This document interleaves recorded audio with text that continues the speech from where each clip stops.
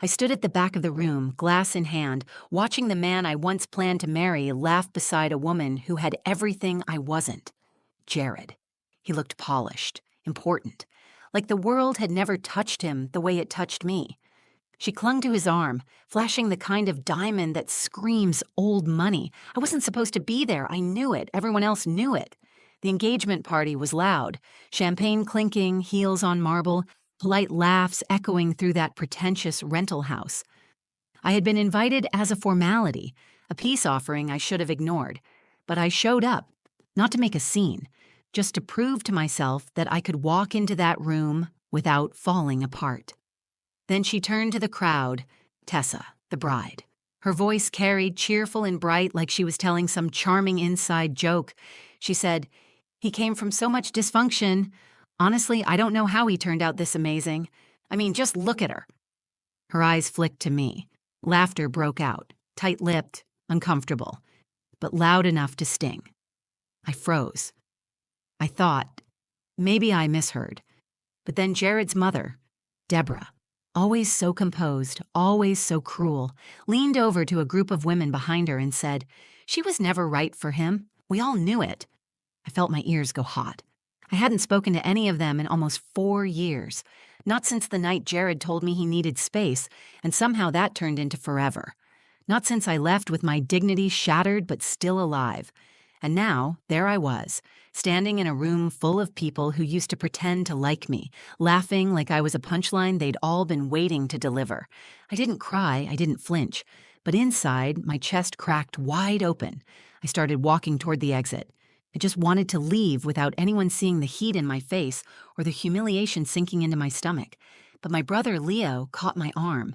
"Don't let them chase you out," he whispered. "They already did," I muttered back. Then it happened. The front door opened. A teenage girl no one recognized walked in. Her hair was pulled back in a low braid, and she clutched a folded piece of paper like it weighed 100 pounds. She didn't look at the decorations, the guests, the catered desserts. She walked straight to the mic that Tessa had just used for her toast. People glanced at each other, confused. Jared stepped forward, concerned, but not quick enough. She cleared her throat and said, "I'm his daughter. I have a letter." The room went silent, like someone had hit mute on the whole party. Jared stopped moving. Tessa stared at the girl like she was a ghost, and I stood there, completely still, my hand frozen around my purse strap, trying to understand what I just heard. His daughter? No one moved. The crowd that had been laughing seconds ago turned into a sea of blank, stunned faces. The girl didn't seem scared. She looked calm, like she had practiced those words over and over, waiting for this moment. Jared opened his mouth, but nothing came out. And in that stillness, one thing was clear. This wasn't part of the plan. Not theirs, not his, not mine. But it was happening. And none of us were ready for what came next. My name is Mara Lynn, and I never thought I'd be the kind of woman who showed up to her ex's engagement party. But here I was, wearing a dress I bought on clearance, holding a gift I didn't mean, pretending I was completely fine. When the invitation arrived in the mail, I laughed at first. I thought it was a joke. Why would Jared invite me? We hadn't spoken in almost 4 years, not after everything that happened, not after he ended things with a text that said he needed space to think, and never followed up. I was the ghost he chose to forget, not someone you invite to celebrate the next chapter. Still, I stared at that envelope for a long time. Something about it itched at me. Was it pity? Guilt? Or did he honestly think I'd be happy for him? I almost threw it out, but I didn't.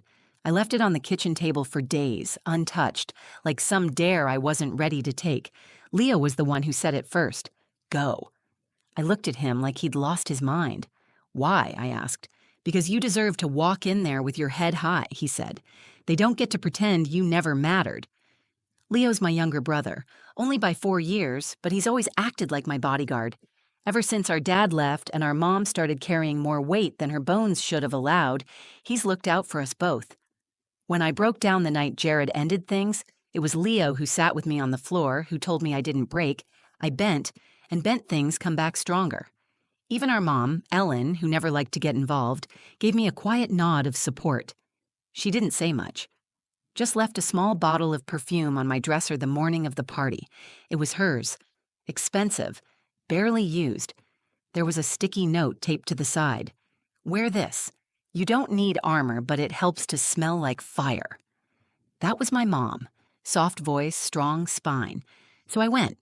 I walked into that engagement party dressed in my best and armed with the silence of a woman who had cried her last tear over a man who made her feel small. The venue was exactly what I expected. Cold walls, gold accents, overpriced catering trying too hard to be rustic and elegant at the same time.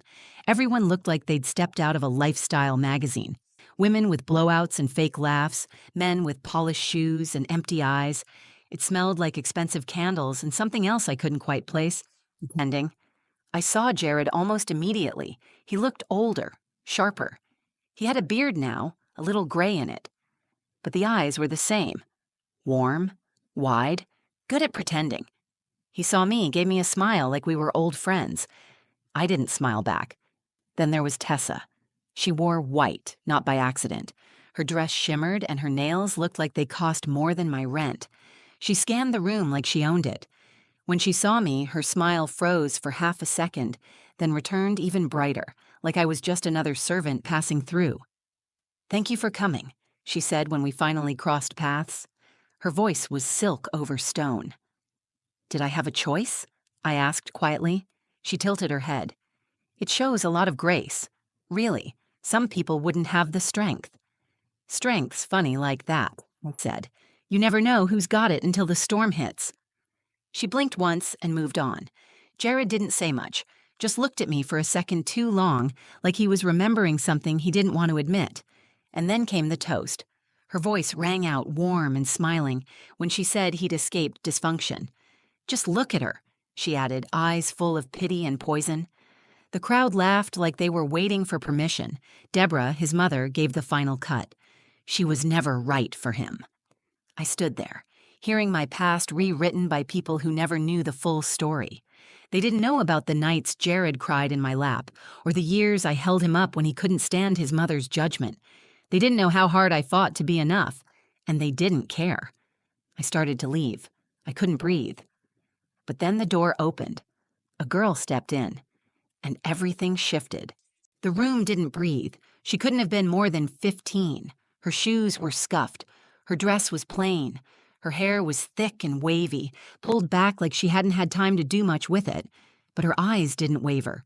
She didn't look scared. She looked certain. She walked past tables of stunned guests and stepped onto the low platform where the mic was still standing from the toast. No one stopped her. Everyone was too stunned to move. She gripped the edge of the mic stand, unfolded a piece of paper with careful hands, and said, "I'm his daughter. I have a letter." A soft murmur rolled through the crowd. Tessa's face went pale. Jared's mouth fell slightly open, and for a moment he didn't move. He looked at the girl like she was a hallucination, something his mind couldn't quite process. Then he started toward her, slow and measured. "Isla," he said, voice low, trying to sound calm. "This isn't the time." She didn't look at him. She looked at the letter. "I promised my mom I'd read this. She wrote it for today." A woman near me gasped. Another one whispered, "Is that real?" But nobody left. Nobody looked away. I stayed rooted in place, still close to the exit, still holding my purse like a lifeline. My heart was pounding, but not from embarrassment anymore, from something deeper, something strange. Daughter. That word hit like a wave. Jared had never mentioned a child, not in the 6 years we were together, not in the 4 years since. We broke up in the fall. I remember because the leaves were starting to turn when he ended it, saying he needed to figure out who he was. He said he loved me, but something felt wrong. He said I'd understand someday. I didn't. Until now. I turned toward Leo. He looked just as stunned as I felt. He whispered, "Did you know about this?" I shook my head. My throat was dry. Jared reached the mic, his voice sharper now. "Isla, you can't do this right now. Give me the letter. We'll talk after." She stepped back, holding the paper tighter. "I didn't come here to embarrass you," she said. "I came because she wanted people to know who you really are." Tessa stepped forward, too. Her voice was low, urgent. "Who is she, Jared?" He didn't answer. Isla glanced around the room. Her voice was steady now, like she'd practiced it. "My name is Isla Green. My mom's name was Riley. Some of you knew her. Some of you probably don't. She passed away last year. She raised me alone. She told me my dad was someone she loved once, someone who said he'd help, then disappeared." Tessa's hand flew to her mouth. I watched Jared. He didn't deny it. He didn't speak. He looked like someone trapped between two versions of himself, one that belonged to this world he built and one that never went away. Isla opened the letter. "She asked me to read this when I was ready. I didn't know if I'd ever be brave enough, but I think today's the day." She began to read. The room was so quiet you could hear the rustling of the paper. In the letter, Riley wrote about meeting Jared after he ended things with me. She said he was fragile, still recovering. They weren't serious. It wasn't planned. But when she found out she was pregnant, she told him, and he promised her he'd be there. He wasn't. He stopped answering. He never came to the hospital. She wrote that she didn't chase him. She didn't want to beg anyone to be a father, but she kept his name off the birth certificate because she wanted Isla to have the choice later. She wrote about Isla's birthdays, the nights Isla asked about him. She wrote that Jared had a good heart once. She believed that. But sometimes, fear turns men into strangers. And then she wrote something that made my chest ache. "If you're reading this, Isla, then maybe he's finally seeing the part of his life he tried to leave behind. I hope he does the right thing now, even if it's too late for me." When Isla finished, no one spoke. Tessa turned to Jared, her expression twisted with something I couldn't quite name. Not sadness, not anger. It was betrayal mixed with something else. Shame. He didn't say a word. Isla folded the letter and stepped down. She didn't cry. She didn't need to. The room was carrying every tear for her. I stood there, stunned. I didn't feel pity. I didn't feel rage. I felt clarity. The man I had spent years defending had been hiding more than I ever knew, and now the truth was standing in heels 2 sizes too small, holding the silence like a sword. And I wasn't going anywhere. Everyone stood frozen. No clapping, no polite murmurs, no buzz of conversation, just a thick silence clinging to the walls like smoke after a fire. Jared didn't move. Tessa looked like her lungs had stopped working. Deborah turned her back halfway, as if pretending she didn't hear would erase what was said. Isla stepped down from the platform, still holding the folded letter close to her chest. No one approached her. No one asked if she was okay. They all watched her like she was a problem they hoped would walk out the door on its own. And in that moment, I saw it. I saw the way Jared stared at the floor like a child caught lying. I saw the way Tessa didn't rush to his side, didn't try to defend him. I saw the way the crowd shifted, not toward him, but away. He had built his whole life on clean edges and curated charm, on family brunches and big plans and erasing every piece of the past that didn't fit his image. But the truth had walked through the door in sneakers and delivered a blow no one could ignore. I looked at Isla again. She wasn't crying. Her shoulders were back. She didn't shrink. She stood taller than anyone else in that room. That's when I made my decision. I wasn't going to walk out in shame. I wasn't going to disappear quietly while they tried to reassemble their broken fairy tale like nothing happened. I had spent too many years letting other people speak for me, write the story for me, cast me as the unstable ex, the one from the broken home, the girl who was never quite enough. But I wasn't that girl anymore. Leo stepped beside me. His voice was quiet. "You want to leave?" I shook my head. "No," I said. "I want to be seen." He nodded, didn't say anything else. He didn't need to. I walked toward the center of the room, not quickly, not for drama, just calmly, like I belonged there. People noticed.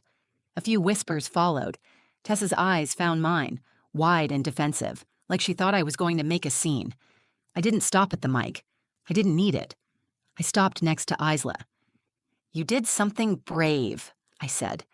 She looked at me, surprised. "She told me to." "Your mom?" She nodded.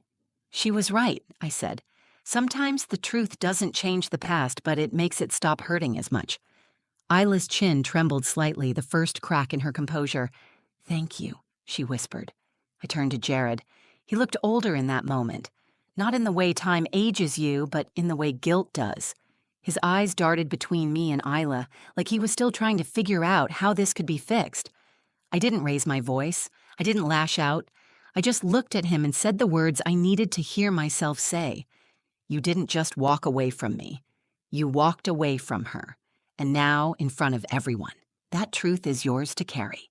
Tessa looked at him like she had never seen him before. Deborah finally turned around, her mouth pressed in a tight line, but even she didn't defend him. I stepped back. I didn't need to stay longer. The damage had already been done, but not by me. I wasn't the wreckage. I was just the witness.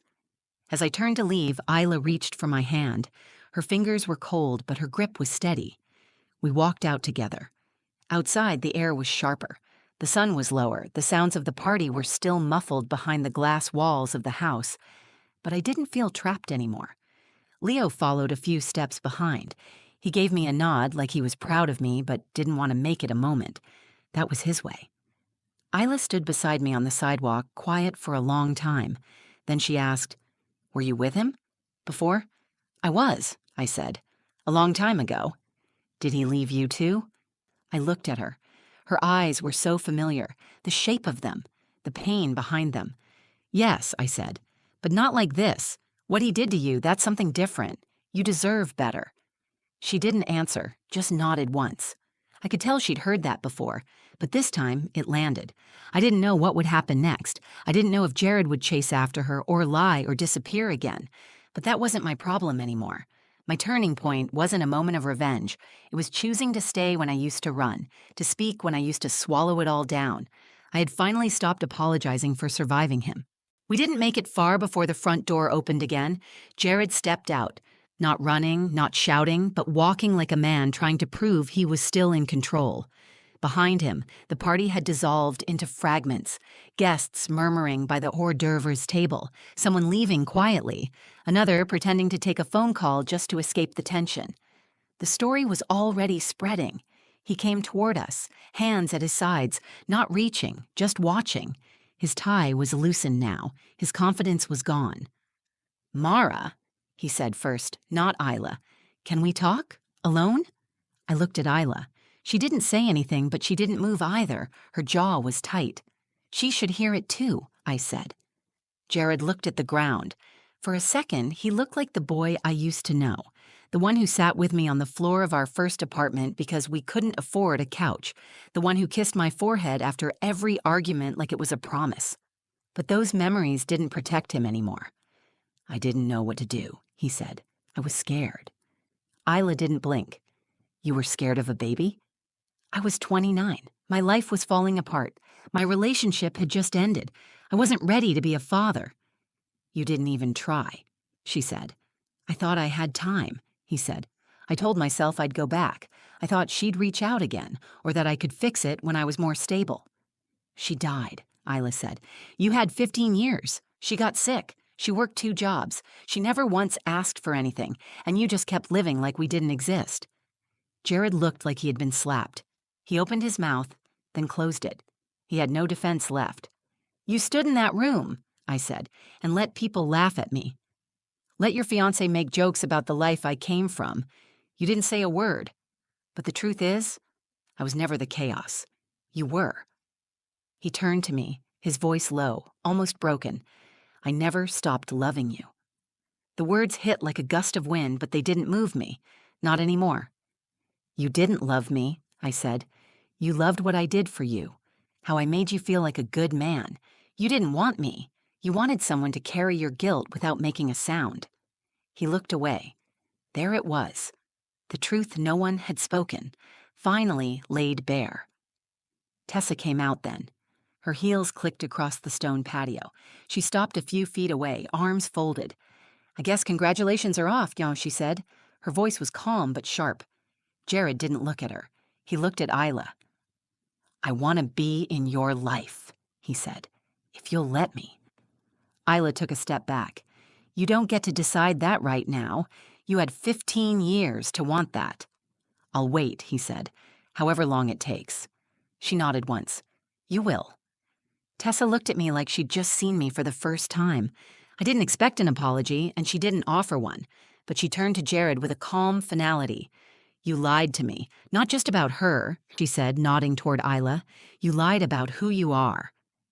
Jared stepped forward, reaching for her hand. She pulled it away. Don't, she said. I don't know what hurts more, that you abandoned your daughter or that you stood there with me, smiling like you were proud of the man you've become. She walked back inside. The door shut behind her, and just like that, the picture-perfect life he'd built shattered. Isla and I stood there, side by side. I didn't feel triumphant. I felt steady, whole. Leo pulled up the car. Isla got in first. I paused before sliding into the passenger seat. I looked back at Jared one last time. He wasn't moving. He was standing where I used to stand, watching the people he once loved walk away, knowing he had no one to blame but himself. We drove in silence at first. Isla stared out the window, her arms folded tightly across her chest. Leo kept his eyes on the road, giving us space. I sat in the passenger seat, hands in my lap, the scent of that expensive perfume still clinging to my skin. For the first time in years, I didn't feel small. The weight I had carried after Jared left didn't disappear that night, but it shifted. The blame I had swallowed, the way I questioned myself for years, all of it cracked open and let light through. Watching Isla stand in that room, reading her mother's words, was like hearing someone else tell my story, one I had buried for too long. He had broken more than my heart. He had walked away from the pieces of his life he didn't want to deal with. And for so long, I thought that said something about me. But it never did. We dropped Isla off at a quiet apartment complex on the east side of town. She didn't invite us in, and I didn't expect her to. But before she stepped out of the car, she turned to me. I didn't think you'd talk to me, she said. Most people just avoid it. I've been the one no one talked to, I said. You deserved better. So did your mom. She hesitated, then reached into her bag and pulled out a photograph. She handed it to me. It was a picture of her mother, Riley. She had the same hair as Isla, the same eyes. In the photo, she was smiling, holding baby Isla in her arms. The edges were worn, but the image was sharp. She wanted me to give this to someone, Isla said. She didn't know who, but I think she would have liked you. I held the photo for a long second. Thank you, I said. I'll keep it. She nodded and stepped out. I watched her walk up the stairs, each step slow but certain. Leo pulled away. He didn't speak until we were a few blocks from home. You okay? I nodded. Yeah, I think I actually am. He smiled just a little. You handled that better than I would have.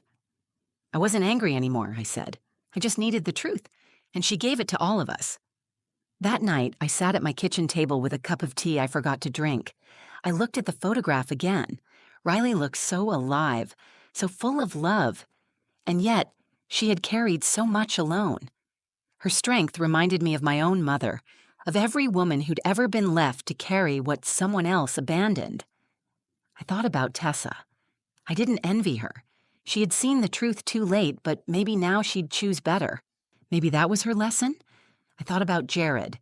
He would have to decide what kind of man he wanted to be now that no one was clapping for him. The crowd was gone. The applause had stopped. He was left with the choices he made and the people he hurt. And I thought about myself. Not the version of me they had twisted. The broken girl, the failure, the one who was never right for him. I thought about the woman who showed up, faced the silence and didn't flinch. That's who I was now. Closure didn't come in the way I expected. There was no apology, no perfect ending. Just a girl with a letter and a truth that shattered everything false around it. The next morning, I lit a candle, placed Riley's photo in my desk drawer, and got ready for my day. I didn't need to explain the story to anyone. The people who mattered already knew.